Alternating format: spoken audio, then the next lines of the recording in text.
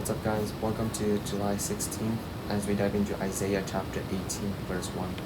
Isaiah's prophecies against Ethiopia, Babylon, Jerusalem, and Tyre may have been given between 714 to 701 BC. During this time, Ethiopia allied itself with Assyria to gain control of Egypt. A message about Ethiopia. Listen, Ethiopia, land of fluttering sails, that lies at the headwaters of the Nile, that sends ambassadors in swift boats down the river. Go, swift messengers. Take a message to a tall, smooth-skinned people who are feared far and wide for their conquest and destruction, and those in whose land is divided by rivers. All you people of the world, everyone who lives on the earth, when I raise my battle flag on the mountain, look. When I blow the ram's horn, listen. For the Lord has told me this: I will watch quietly from my dwelling place, as quietly as the heat rises on a summer day, or on the morning dew forms during the harvest. Even before you begin your attack, while your plants are ripening like grapes, the Lord will cut off your new growth with pruning shears. He will snip off and discard your spreading branches. Your mighty army will be left dead in the fields for the mountain vultures and wild animals. The vultures will tear at the corpse all summer. The wild animals will gnaw at the bones all winter. At that time, the Lord of heaven's armies will receive gifts from this land divided by rivers, from this tall, smooth-skinned people who are feared far and wide for their conquests and destruction. They will bring the gifts to Jerusalem, where the Lord of heaven's armies dwells. Chapter 19, a message about Egypt. This message came to me concerning Egypt. Look, the Lord is advancing against Egypt, riding on a swift cloud. The idols of Egypt tremble. The hearts of the Egyptians melt with fear.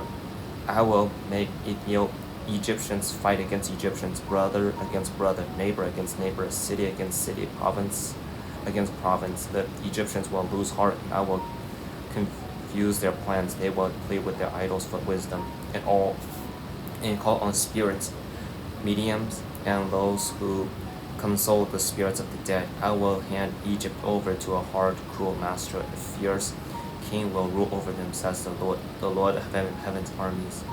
The waters of the Nile will fail to rise and flood the fields. The riverbed will be parched and dry. The canals of the Nile will dry up, and the streams of Egypt will sink with rotting reeds and rushes. All the greenery along the riverbed and all the crops along the river will dry up and blow away. The fishermen will lament for lack of work. Those who cast hooks into the Nile will groan, and those who use nets will lose heart. There will be no flax for the harvesters, no thread for the weavers. They will be in despair, and all the workers will be sick at heart. What fools are the officials of Zoan. Their best counsel to the kings of Egypt is stupid and wrong. Will they still boast to Pharaoh of their wisdom? Will they dare brag about all their wise ancestors? Where are your wise counselors, Pharaoh? Let them tell you what God plans, what the Lord of heaven's armies is going to do to Egypt. The officials of Zoan are fools, and the officials of Memphis are deluded. The leaders of the people have led Egypt astray. The Lord has sent a spirit of foolishness on them, so all their strong suggestions are wrong. They cause Egypt to stagger like a drunk in his venom. Their vomit. There is nothing Egypt can do. All are helpless, the head and the tail, the noble palm branches and the lowest reed. In that day the Egyptians will be as weak as women. They will cower in fear beneath the uprising fist of the Lord of heaven's armies. just to speak to the name of Israel will terrorize them. For the Lord of heaven's armies has laid out his plans against them. In that day, 5 of Egypt's cities will follow the Lord of heaven's armies. They will even begin to speak Hebrew, the language of Canaan. One of these cities will be Heliopolis, the city of the sun. In that day, there will be an altar to the Lord in the heart of Egypt, and there will be a monument to the Lord as its border. It will be a sign and a witness that the Lord of heaven's armies is worshipped in the land of Egypt. When the people cry to the Lord for help against those who oppress them, he will send them a Savior who will rescue them. The Lord will make himself known to the Egyptians. Yes, they will know the Lord and will give their sacrifices and offerings to him. They will make a vow to the Lord and will keep it. The Lord will strike Egypt, and then he will bring healing, for the Egyptians will turn to the Lord, and he will listen to their pleas and heal them. In that day, Egypt and Assyria will be connected by a highway. The Egyptians and Assyrians will move freely between the lands, and they will both worship God. In that day, Israel will be the third, along with Egypt and Assyria, a blessing in the midst of the earth. For the Lord of heaven's armies will say, Blessed be Egypt, my people. Blessed be Assyria, the land I have made. Blessed be Israel, my special possession. Chapter 20, a message about Egypt and Ethiopia. In the year when King Sargon of Assyria sent his commander-in-chief to capture the Philistine city of Ashdod, the Lord told Isaiah, son of Amos, Take off the burlap you have been wearing and remove your sandals. Isaiah did as he was told and walked around naked and barefoot. Then the Lord said, My servant Isaiah will walk around naked and barefoot for the last 3. My servant Isaiah has been walking around naked and barefoot for the last 3 years. This is a sign, a symbol of the terrible troubles I will bring upon Egypt and Ethiopia, for the king of Assyria will take away the Egyptians and Ethiopians as prisoners. He will make them walk naked and barefoot, both young and old, their buttocks bared to the shame of Egypt. Then the Philistines will be thrown into panic, for they counted on the power of Ethiopia and boast of their allies in Egypt. They will say, If this can happen to Egypt, what chances do we have? We were counting on Egypt to protect us from the king of Assyria. Chapter 21, a message about Babylon. This message came to me concerning Babylon, the desert by the sea. Disaster is rolling down on you from the desert like a whirlwind sweeping in from the Negev. I saw a terrifying vision. I saw the betrayer betraying the destroyer destroying. I see the betrayer betraying, the destroyer destroying. Go ahead, you Elamites and Medites. Attack and lay siege. I will make an end to all the groaning Babylon caused. My stomach aches and burns with pain. Sharp pains of anguish are upon me, like those of a woman in labor. I grow faint when I hear what God is planning. I am too weak to look. My mind reels and my heart races. I long for evening to come, but now I am terrified of the dark. Look, they are preparing a great feast. They are spreading rugs for people to sit on. Everyone is eating and drinking, but quick, grab your shields and prepare for battle. You are being attacked. Meanwhile, the Lord said to me, Put a watchman on the city wall. Let him shout out what he sees.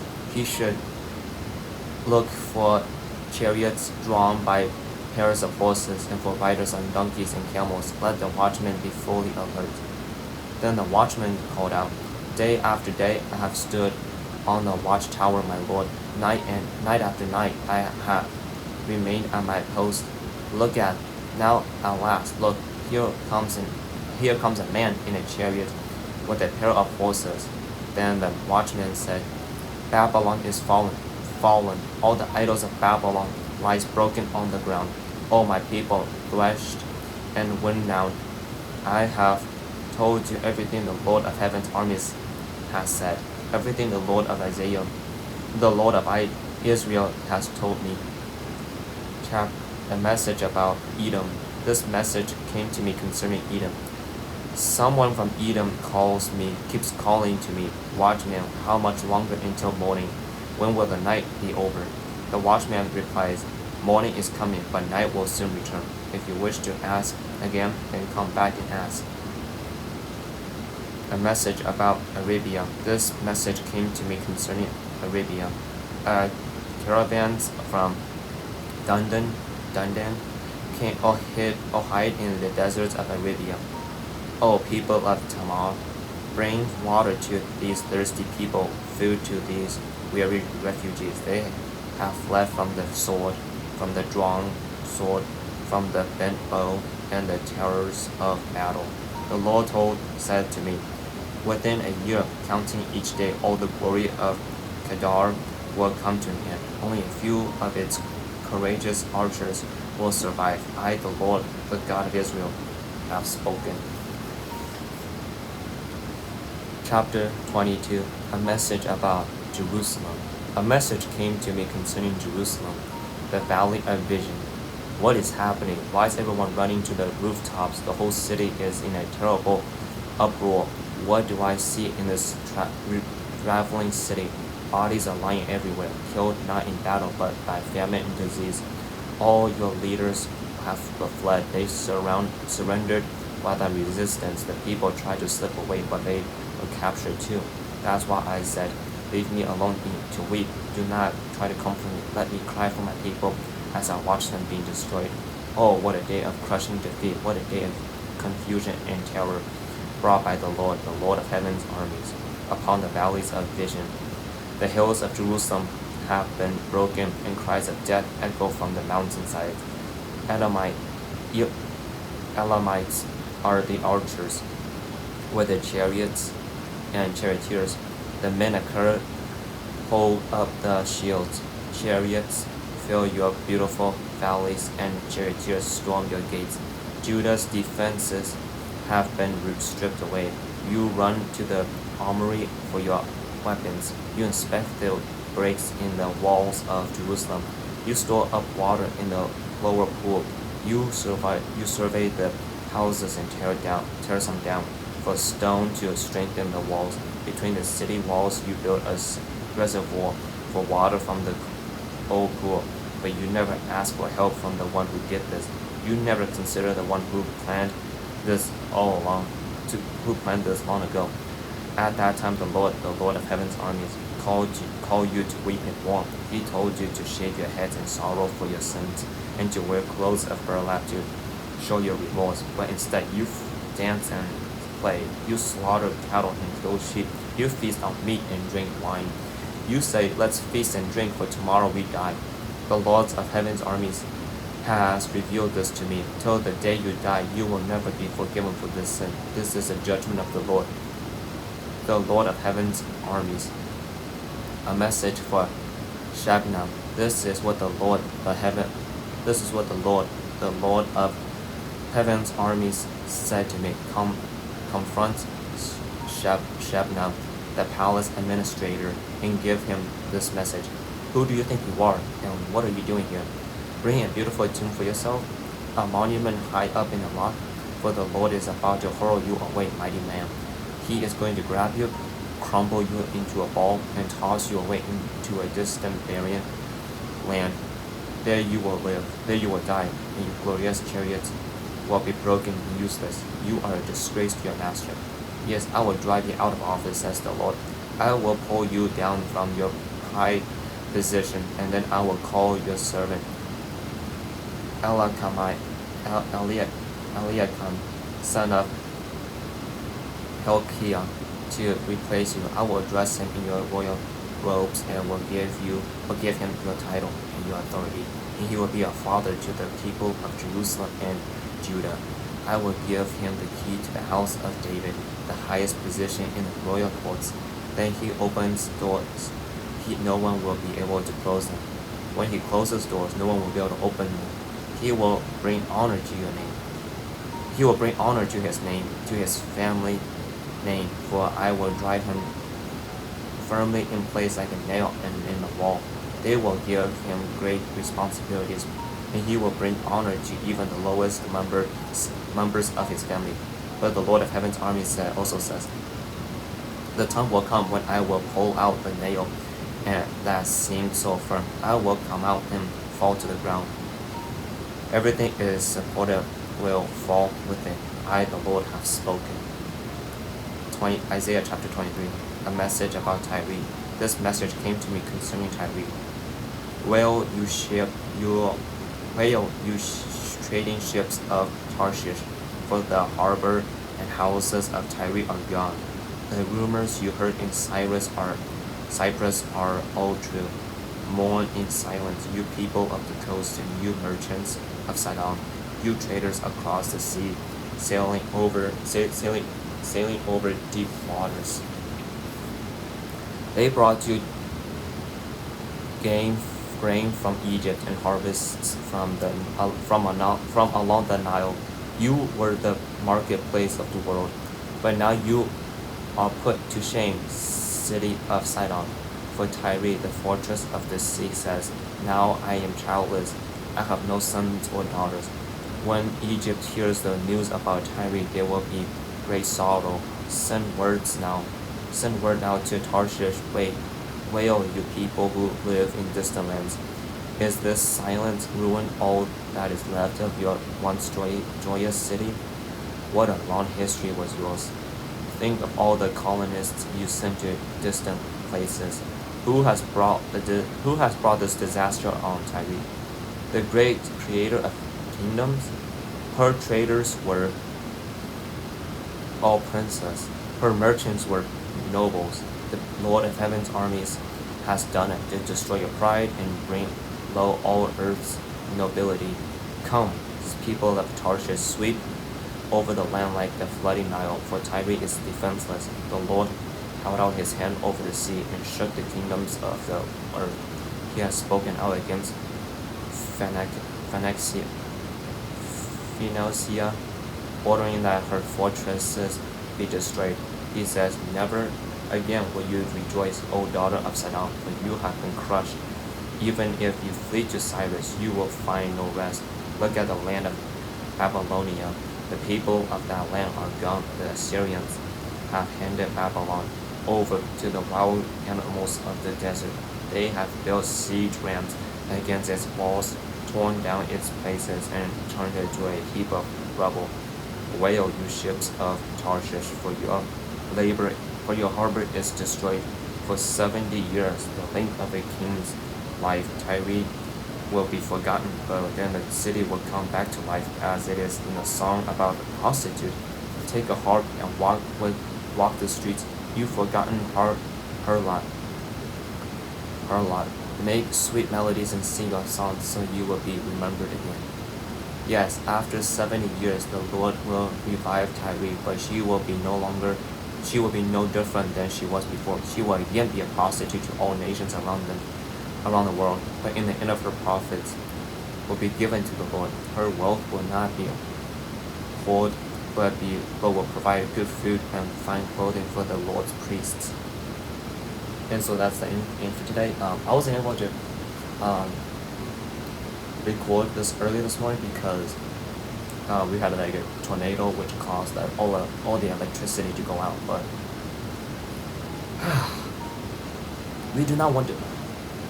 Part of me was like, I'm happy that we're not living in the time of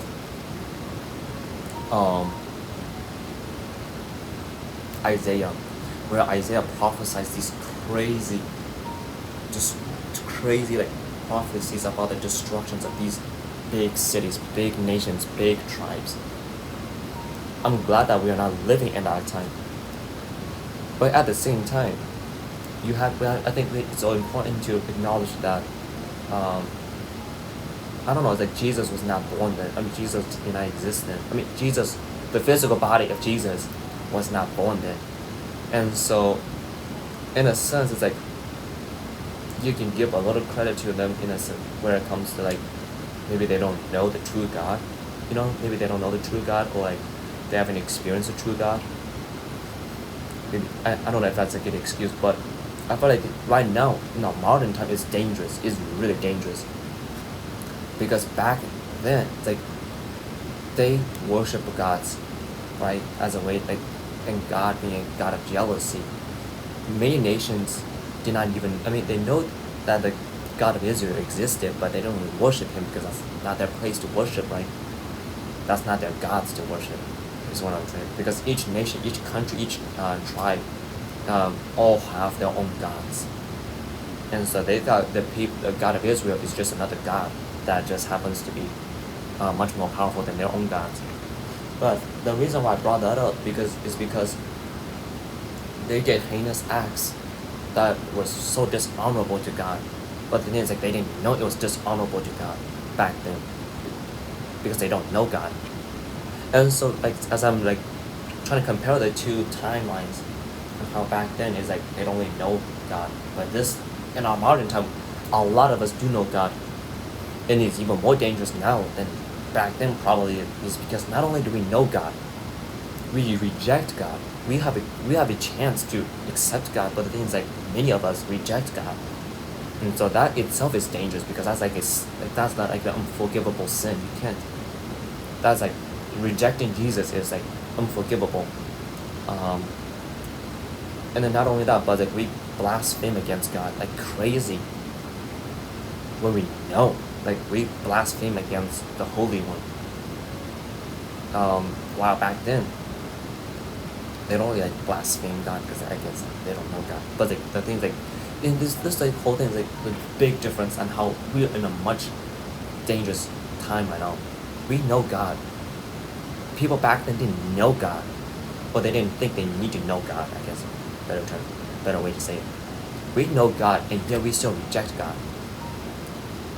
God provided a way for us to get away from eternal death in hell, and yet we still reject that. I don't understand how people could do that. I genuinely do not understand. God literally provided a way to get us out of hell, and yet we still say, no, God, we don't want to. And so that's like the dangerous part. Is like we are like, our brains have evolved so much. We have so much knowledge, and to look back on history, words like we can sometimes be prideful. It's like, oh, I mean, like we are so like we know so much. That's like a curse, I guess, in a sense. We're not innocent anymore. We are all knowing in a sense, like what happened in the past and how we are given this opportunity to submit ourselves to God, and yet many of us do not want to do that, and that's dangerous. And so, like I said, like that's why I think our modern time is much more dangerous than it was back then. It's easy for us to look back and say like, oh my God, God did these terrible things to us, these terrible nations in your life. Those are terrible moments. But it's all about knowledge. They are not as knowledgeable back then than humans are not as knowledgeable back then as right now, because right now we are able to read the history of God, read what happened with God in the past. They don't have a book that, they don't have a book. I mean, I guess they have like a few books, but like they don't really have like the main books to study who God is. And so yeah, I really like the part like I'm kind of transitioning a little bit. The whole idea is like verse 22 of chapter 22. It says, when he opens doors, no one will be able to close them. When he closes doors, no one will be able to open them. That's pretty easy. Like, I don't know. It's like I feel like there are times in our lives where it's like God has clearly shown, like through job, I don't know, like whatever, it's like through job rejections or through like breakups, like dating breakups. Even dating is bad, but like dating breakups and everything like that, we still want to pursue that girl, pursue that job, pursue that position, pursue fame, pursue money, and all of these things. When God has shut a door on them, why is it we have to rebel against God? I don't understand. Like, why do we have to pray to God? Or be patient with God and say, okay, maybe you shut this door right now, God, but I'm not going to force my way. I'm not going to try to force it open even though you can't. But wait, be patient. and see maybe God will open it one day. But it's like the whole idea is like you try to force the door to be open. It's like no one can force that door to be open. You can't force a door that's been closed by God open. You have to learn to move on. You have to learn to trust God. You have to start asking God, okay, Jesus, you have closed this door on me. You have closed this door for me. Can you please provide another door open for me? And so with that, we could switch the roles. Let's talk about the doors being open. Right? There's some of us, when God provides a door open for us, we do not trust God. God opens a door for us. We don't trust God. And so we think, no, let me just step back. I don't want to go through the door. It's like what the people of Israel did. They literally had the chance to go into the promised land a lot earlier. But instead, they are afraid of the people of the land. And so God shuts that door. Even like He opened it up for them, He shuts them, or like temporarily close those doors. And because people of Israel were afraid. And so that's kind of like a problem, like with humanity in general. It's like sometimes God opens doors for us, we don't want to go in. Sometimes God closes doors, and we don't. And we try to open them. And so which one? It's like I don't really know how to give examples. It's just like it's just frustrating, I guess. It's like, and that is I understand because like sometimes we don't know if God is opening a door or not. We don't know if God shuts the door or not. Like those things are really hard to discern. But it's like for the people that you like when God clearly says it to you, no, I'm gonna close this door. You try to open it, that's not gonna work. So when God opens the door, you're afraid. You let the flesh, you let the worldly thing distract you from the promise that God, from the door that God has opened for you. And so like learning when does God want me to be waiting for a door to be open? When does God want me to move on because of the door being closed? And so it's really hard. I understand it is hard, but for the people that do know, you have to stop doing that. For the people that do know what God wants from them, you have to stop. Shy away from the doors that God has opened. Or closing the door, try to open the doors that God has closed instead. And so I hope that what I shared was helpful, that you were able to open up your mind a little bit. That I pray that God is able to speak through me to resonate or open your eyes up to something. So can you guys go ahead and walk with God today?